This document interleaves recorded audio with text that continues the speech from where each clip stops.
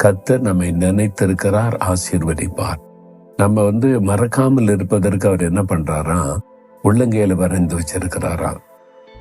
உன்னை என் உள்ளங்கையில் வரைந்து வைத்திருக்கிறேன், நீ என்னால் மறக்கப்படுவதில்லைன்னு சொல்லியிருக்கிறார்ல. அப்ப எப்பொழுதுமே நம்முடைய நினைவில், அதாவது நம்மை தன்னுடைய நினைவில் வைத்திருக்கிற ஒரு தேவன். அதை நினைத்து ஆண்டவருக்கு நம்ம நன்றி சொல்லணும். ஆண்டவரே, எப்பவுமே என்னை நினைவில் வச்சிருக்கிறீங்க, என் மேல ஒரு பாசம், அன்பு, கரிசனை உள்ள தேவன், என்னை ஆசீர்வதிக்கிறதற்காக என்னை நினைவில் வச்சிருக்கிறீங்க. அப்படி விசுவாசித்த ஆண்டவரை துதிச்சு பாருங்க, தேவனுடைய ஆசீர்வாதத்தை உங்களுடைய வாழ்க்கையில பார்க்க முடியும்.